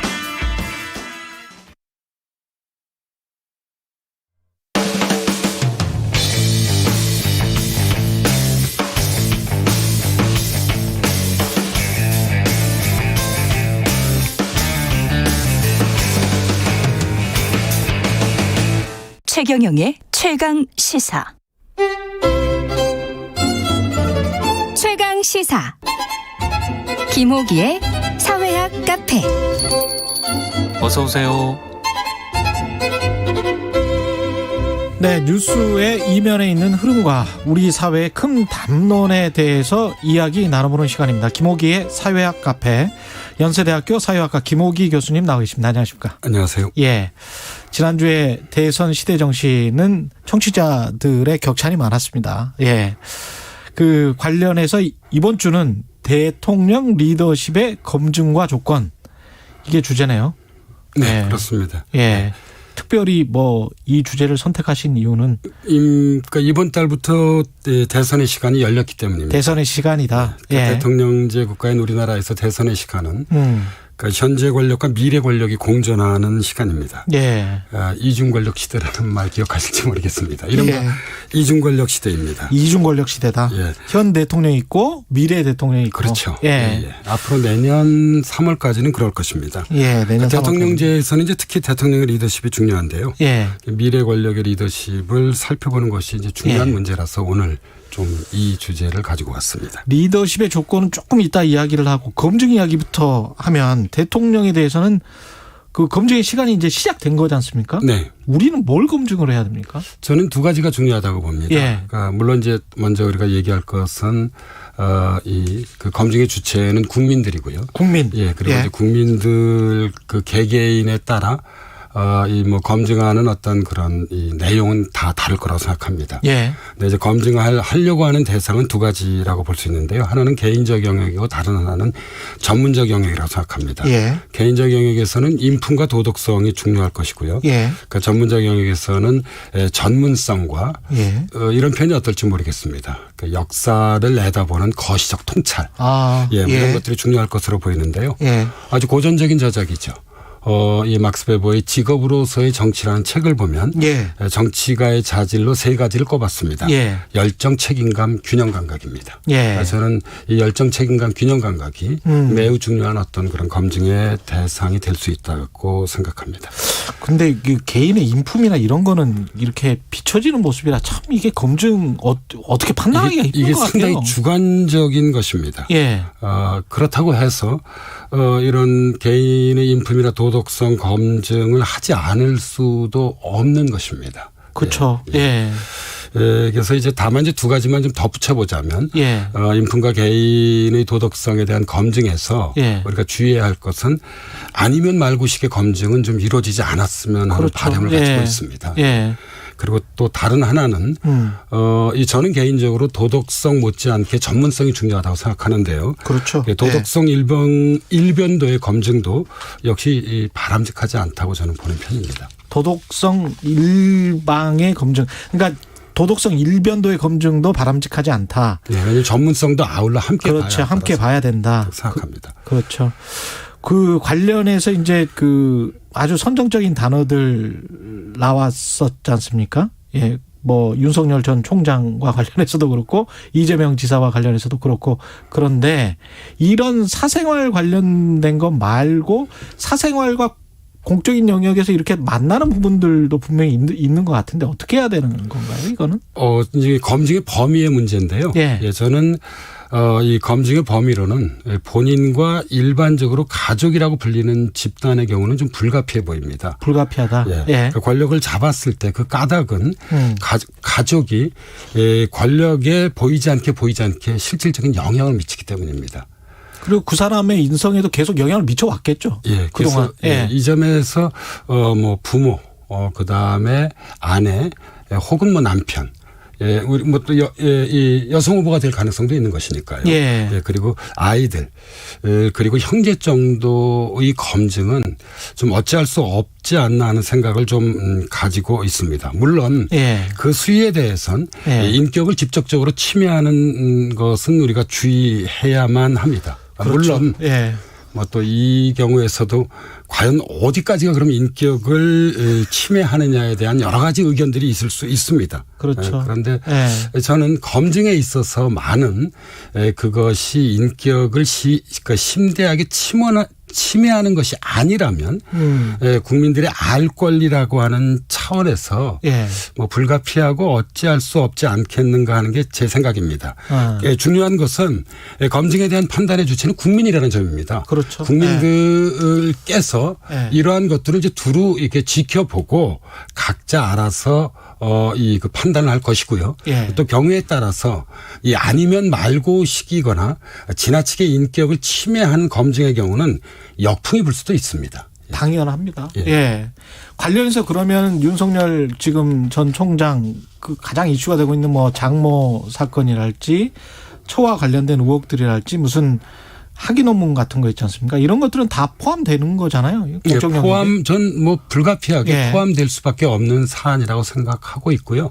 그리고 이제까지 우리나라 역대 대선을 보더라도 이 정도의 검증은 이루어져 왔습니다. 이 검증이라는 것은 일종의 그러니까 지옥에서 단테의 신곡의 예를 들자면 천국으로 가는 불타오르는 연옥입니다. 그래서 잘 견뎌내야 되는 거군요. 한 나라의 최고 의사 결정권을 갖고 있는 사람이 대통령입니다. 대통령이 되기 위해선 저는 이 불타오르는 연옥을 뭐 통과할 수밖에 없지 않냐는 것이 제 생각입니다. 그 국민들도 많이 그런 생각은 가지고 계시는 것 같아요. 지금 여론조사를 보면 검증과 관련해서는. 근데 미국이나 유럽의 다른 나라들은 여러 가지 뭐 후보 검증하면서 뭐 우리보다 어떤 성생활이나 이런 것과 관련된 담론들이 많아서 그런지 막 트럼프 대통령 그 후보 시절에 보면 뭐 낫뚜껑 검증이나 뭐 이런 것들도 많았었지 않습니까? 그렇죠. 그런데 흥미로운 것은 이제 미국의 경우는 도덕성을 중시하고요. 유럽의 경우는 이제 전문성을 중시한다는 게 일반적 경향인 것으로 보입니다. 이것은 이제 정치 문화의 차이라고 볼 수 있는데요. 예를 들자면 미국에서 이원 경력이 있는 첫 대통령은 1980년. 미국 그동안 대통령제가 한 200년 동안 유지됐잖아요. 레이건 대통령이었습니다. 이것은 이제 가족을 중시하는 미국 문화가 반영된 것입니다. 그러네요. 공화당은 가족이잖아요, 특히. 반면에 이제 유럽에서는 이제 이러한 문제는 이제 그 사생활에 관한 것이라고 이제 생각을 하고 있고요. 수상이나 대통령이라 하더라도 사생활은 보호돼야 한다고 봤습니다. 지난 1990년대 중반 미국 정치를 뒤흔들었던 루인스키 루인스키 사건 기억하시죠? 미국은 정말 떠들썩했습니다. 그랬죠. 그런데 반면에 유럽은 대체적으로 냉담했습니다. 예, 그것은 이제 유럽적 시각에서 보면 클린턴 대통령의 사생활에 관계된 문제라는 것이죠. 제 기억이 정확하다면 당시 독일의 한 유력 신문은 일면을 백지로 냈습니다. 그리고 작은 글씨로 한 문장만 적었는데요. 예, 미국 클린턴 대통령 사생활 문제로 정치적 공경에 처하다. 예, 처했다. 요거만 딱 보도했습니다. 근데 이것은 이제 자신들의 의사를 드러낸 것입니다.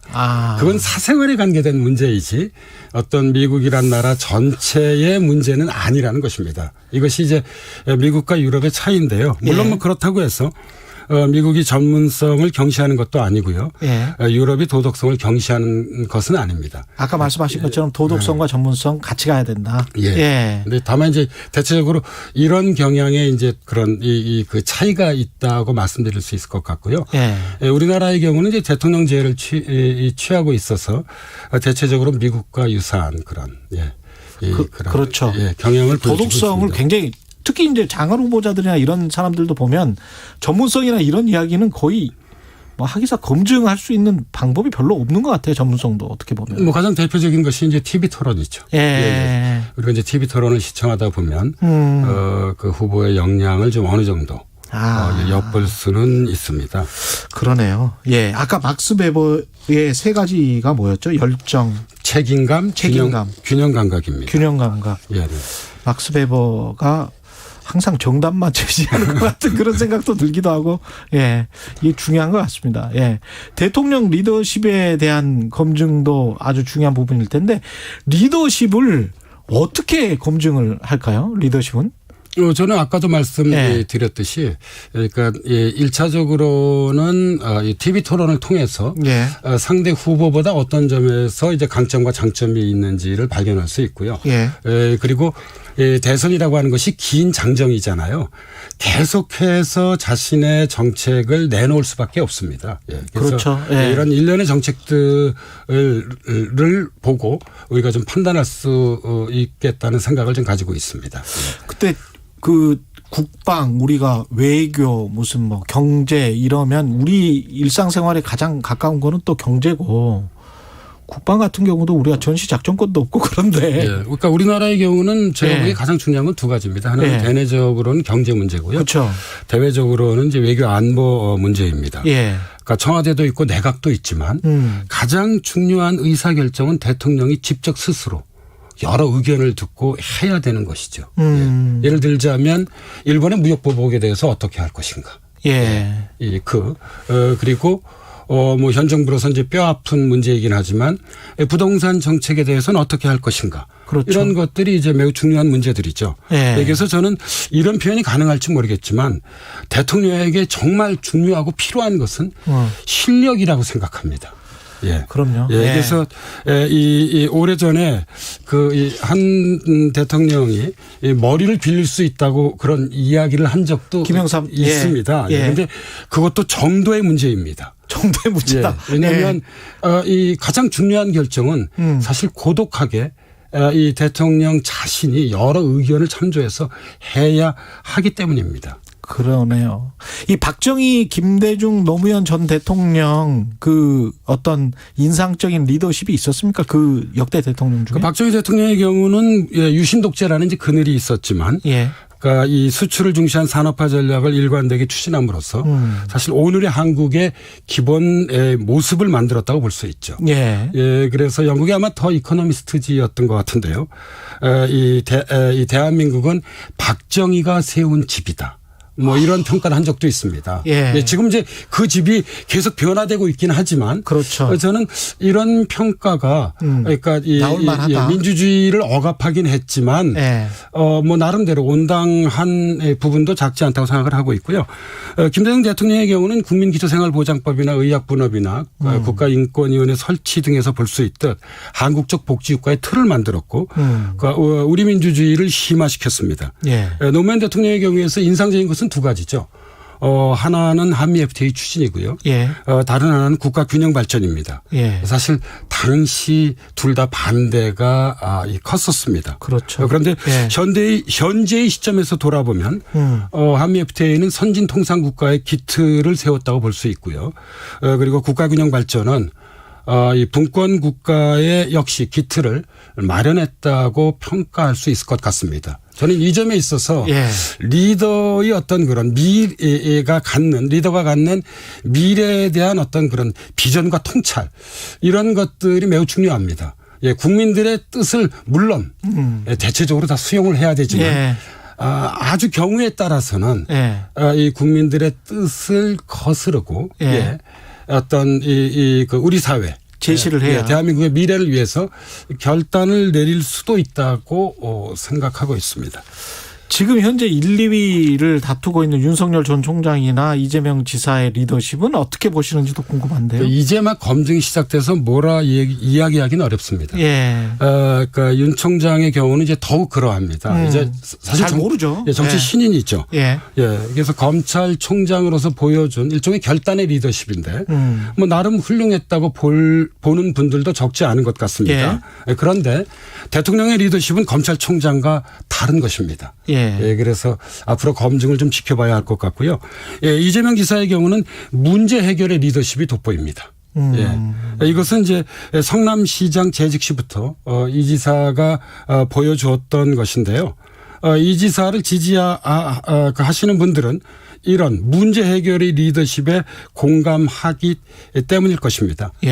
앞서 저희가 이제 막스 베버의 리더십의 세 가지 조건인 열정, 책임감, 균형 감각을 얘기했는데요. 이 지사의 경우는 균형 감각으로서의 통합의 리더십을 얼마나 발휘할지가 우리 국민들의 경우에는 좀 궁금할 거라고 생각합니다. 이 역시 좀 지켜봐야 할 것 같습니다. 시간이 별로 없지만 마지막으로 꼭 이것만은, 왜냐하면 후보 검증을 우리 이제 언론이 하는데 언론은 어떤 자세와 태도를 가져야 하는지. 민주주의에서 언론은 입법, 행정, 사법 다음에 제4부입니다. 보통 그렇게들 책임자님 얘기들 스스로 하시잖아요. 그렇죠. 그래서 앞서 말씀드렸듯이 대선 후보들에게 이 언론 검증은 지옥에서 천국으로 가는 일종의 불타오르는 연옥입니다. 그러나 대통령이 되기 원한다면 반드시 통과해야 할 과정입니다. 그런데 오늘날 탈진실 시대에 언론의 검증이 긍정적 부분보다 부정적 영향을 더 많이 미칠 가능성이 있어 저는 우려스럽습니다. 탈진실 시대라고 하는 것은 사실보다 신념을 중시하는 것을 말합니다. 내가 이렇게 믿고 싶은데 그런 나의 믿음에 호소하는 뉴스들이 있습니다. 경우에 따라서는 가짜 뉴스의 모습을 갖기도 하죠. 그래서 이런 뉴스를 선호하게 되는 것이 오늘날 이 언론 공론장의 현주소입니다. 바로 이 점에서 저는 아니면 말고식의 보도를 앞서 말씀드렸듯이 지양해야 하고요. 그 사실 보도를 최우선시해야 한다고 생각합니다. 맞습니다. 오늘날 어느 나라든 언론이 정파적 이익에서 자유롭기는 저는 어렵다고 생각합니다. 그러나 언론이 그런 정파적 이익을 넘어서려고 노력해야 하고 언제나 사실 보도를 최우선해야지만 아까 제가 말씀드린 제4부로서의 역할을 제대로 할 수 있다고 생각하고 있습니다. 말씀 감사하고요. 지금까지 연세대학교 사회학과 김호기 교수였습니다. 고맙습니다. 감사합니다. KBS 라디오 최경영의 최강시사 듣고 계신 지금 시각은 8시 46분입니다. 이 시각 교통 상황입니다. 남부지방에 비가 내리고 있습니다. 빗길 안전운전 하셔야겠습니다. 호남고속도로 천안 방향으로 백양사 부근에서 승용차 단독 사고 처리하고 있고요. 경부고속도로 서울 방향으로는 서울선 나들목 진출로에서 사고가 났습니다. 이후 회덕분기점 부근과 수원 달래내국에서 반포 쪽으로 정체고요. 영동고속도로 강릉 방향으로 서창 부근과 둔대분기점에서 부곡 나들목까지 막히고요. 용인에서 양지터널 쪽으로 정체되고 있습니다. KBS 교통정보센터에서 이승미였습니다. 여러분은 지금 KBS 1라디오 최경영의 최강시사와 함께하고 계십니다. 속보 하나 들어와 있습니다. 아까 뉴스 언박싱에서 말씀드린 대로 예상대로 수도권 거리두기 4단계로 격상됐습니다. 12일부터입니다. 12일부터 수도권 거리두기는 4단계 2주간 일단 시행될 예정이라고 합니다. 수도권 거리두기 4단계 격상됐고요. 12일부터입니다. 2주간입니다. 중남미 카리브해 연안국가 아이티 대통령이 현지 시각으로 지난 7일에 사저에서 살해됐습니다. 한국과의 대통령이 암살된 거죠. 충격적인데요. 국제사회가 경악하고 있습니다. 어쩌다가 이런 야만적인 범죄가 일어난 건지 IT 상황 중남미 전문가와 이야기 나눠보겠습니다. 부산 외국어대학교 중남미 지역원의 이태혁 교수님 연결돼 있습니다. 안녕하세요. 네, 안녕하세요. 예. 이태혁 교수님, 이 상황을 지금 좀 지켜보시고 계신 것 같은데 사건 발생 그 상황부터 좀 설명을 해 주십시오. 네, 먼저 고인의 명복을 빕니다. 예. 현재 시각으로 7일 새벽 1시경 대통령이 무정한 괴한에 습격을 받고 사망했습니다. 예. 현지 언론은 모이지 대통령이 모두 12발의 총상으로 현장에서 운명을 달리했다고 보도했는데요. 예. 목격자에 따르면 모이지 대통령은 침실에 엎드려 누운 채 피가 뒤범벅인 상태였다고 합니다. 예. 마르티네 모이지 영부인 역시 총상을 입었으며 현재 미 플로리다 병원으로 이송된 후에 경과를 지금 지켜보고 있고요. 예. 그래도 다행히 모이지 대통령의 세 아이들은 모두 무사한 것으로 알려져 있습니다. 이 암살자들은 잡혔습니까? 아직 잡혔지는 않고요. 말씀드린 것처럼 지금 총 이제 현지 당국에 따르면요, 용의자 7명이 모이지 대통령 암살 이후 경찰과의 총격 가운데 사망했고요. 나머지 6명은 인질극을 벌이다가 체포되었다고 합니다. 덧붙여 모이지 대통령을 살해한 용의자들은 불어미 현지어인 크레올로가 아닌 영어와 스페인어를 사용하는 외국인 용병으로 보고 있다고 합니다. 대단하네요. 외국인 용병이 이게 그러면 누가 시켰는가도 참 궁금하게 되고 그렇습니다. 그리고 괴한들이 또 미국 마약 단속국 행세를 하면서 이렇게 대통령 사저로 들어갔다며요? 네, 맞습니다. 괴한이 대통령 사저에 침입하면서 이제 영어로 이제 DEA 즉 마약 단속국 작전이다. 모두 엎드려라라고 외쳤다고 하는데요. 국무부에서는 이와 관련해서 no way, 즉 전혀 사실 무근임을 밝히고 있습니다. 일단 모든 가능성을 열어놓고 조사를 해봐야 할 것 같습니다. 이게 용병이라면 누가 사주했는지도 참 밝혀야 될 것 같고 앞으로의 전국 상황도 그것과 연관이 돼 있을 것 같은데요. 네, 맞습니다. 사실은 이제 이 부분은 이제 사실 국제사회 공조하에서 조사를 해봐야 할 것 같은데 일단 수사에 대한 교란 작전의 일환으로도 볼 수가 있을 것 같고요. 또 반미 성향의 암살 배우자로도 좀 생각을 해볼 수도 있을 것 같습니다. 오히려 미국 마약 단속국이라고 말을 하면서 들어간 게 그렇죠.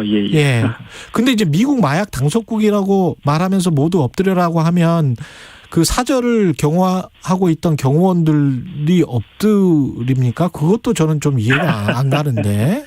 자세한 상황은 좀 더 지켜봐야 될 것 같습니다. 그렇죠.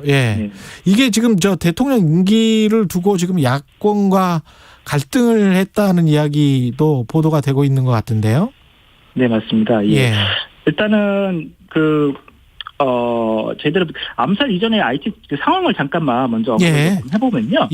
사실 IT는 언제 터질지 모르는 불안정의 일상이라는 뇌관을 가지고 있는 나라예요. 국민은 있지만 국가가 없는, 즉 정부가 보이지 않는 나라가 IT라고 할 수가 있는데요. 단적으로 범미주 보건기구인 파호에 따르면 IT는 코로나19 백신 접종을 아직 시작도 하지 못한 몇 안 되는 나라 중 하나일 정도로 국가가 마비 상태에 있었고요. 특히 제가 지난 2018년도 IT 옆 나라인 도미니카 공화국을 통해서 버스로 IT를 한번 방문한 적이 있었는데요. 국경을 넘자마자 먼지 바람이 자욱한 것을 확인할 수 있었습니다. 즉 도로가 포장이 안 된 비포장 도로였던 거죠. 다시 말해 인프라가 제대로 구축이 되어 있지 않음을 바로 확인할 수 있었고요. 이내 저는 이 지구상에 끝이 있다면 IT가 아닐까라는 생각을 할 정도였습니다. 그 정도였군요. 버스를 통해서 IT 수도인 포르투프랑스로 접근하면서 더욱 이와 같은 생각이 고착화되었고요. 즉 국민은 있지만 국가가 없는, 즉 정부의 실체가 없어 보였습니다. 이 IT가 제가 듣기로는 한국전쟁 당시에 현재 화폐 가치로 하나 360억 원 상당의 자금을 지원했다는 거예요, 우리나라한테. 네, 맞습니다. 근데 지금 말씀하신 것처럼 세계 최빈국인 것 같은데 왜 이렇게 된 건가요? 네. 일단은 그 극심한 빈곤 정도를 극명하게 보여주는 이미지가 바로 식사 대용으로 진흙으로 빚은 쿠키를 먹는 적절한 IT인들의 일상을 이야기할 수 있을 것 같고요. 진흙으로 빚은 뭘 먹는다고요? 쿠키. 진흙으로 빚은 쿠키?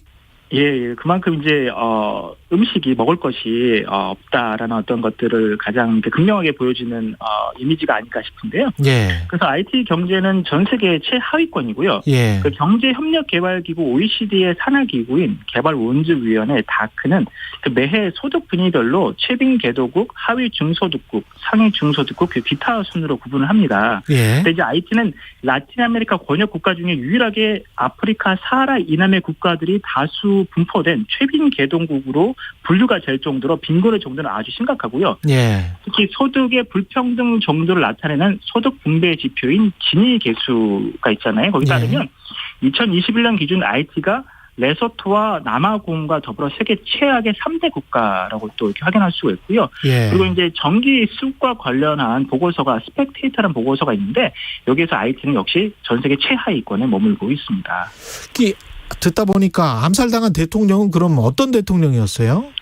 사실 이제 조브네 모이즈 대통령은 바나나 사업을 한 경제인 출신이에요. 예. 정치적 경험이 미비한 실업인 출신인데요. 예. 사실 이제 마르티네 전임 대통령 이후 차기 정권을 창출하는 과정 가운데 개표 등과 결부된 야당의 부정선거 주장에 따라서 이제 1년여의 갈등 끝에 2017년 2월에 취임을 하게 되었습니다. 즉 불안정한 시작, 불안정의 가속화가 되었다고 볼 수 있는데요. 예. 사실 이제 모이즈 대통령은 취임을 하면서 2424, 즉 24개월 이내에 전 국민이 24시간 즉 매일 전력을 공급하겠다라는 신정부 에너지 정책을 펼치며 에너지 안보 그리고 카라반 오브 체인지라는 프로그램을 통해서 그 IT 10개 주인데 10개 주 전 지역을 방문하면서 식량 안보의 문제 등을 좀 해결하고자 노력을 한 바가 있습니다. 하지만 1804년도 이제 IT가 이제 그 흑인 혁명을 통해서 프랑스로부터 독립한 이래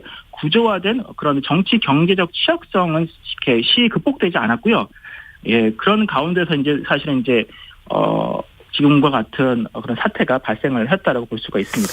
이렇게 전국이 혼란하고 경제가 이렇게 아주 피폐한 상황이네요. 이런 상황에서는 바로 이제 미국 밑에 있는 나라인데 중남미면 유엔이나 미국이 개입을 합니까? 어떻습니까?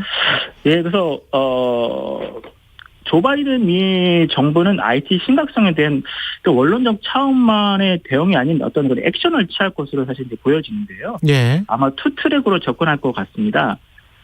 양자 외교로 현상의 안정화 추구 그리고 영내 기구인 OAS 등 국제기구를 통해서 다자 접근이 있을 수 있을 것 같고요. 예. 사실 이제 아울러 UN 등 국제사회는 가칭 실패한 국가에 적용되는 Responsibility to Protect, 즉 R2P라는 그 보호 책임이라는 국제사회 규범적 접근이 전개될 가능성이 좀 보이는데요. 그렇군요. 사실은 이제 무엇보다 중요한 것은 IT 국민들의 그런 자발적 안정한 노력이 그 어느 때보다 요구가 됩니다. 예, 알겠습니다. 예, 오늘 말씀 감사하고요. 지금까지 부산외국어대학교 중남미 지역원의 이태혁 교수였습니다. 고맙습니다. 예, 감사합니다. 예, 청취자 최현정님, 진흙 쿠키라니 세계의 양극화도 정말 심각하네요. 이런 말씀하셨습니다. 예, 백신도 그런 것 같고 코로나도 바이러스도 양극화를 피해가지는 못하는 것 같습니다. 7월 9일 금요일 KBS 1라디오 최경영의 최강시사 오늘은 여기까지입니다. 저는 KBS 최경영 기자고요. 다음 주 월요일에 다시 돌아오겠습니다. 고맙습니다.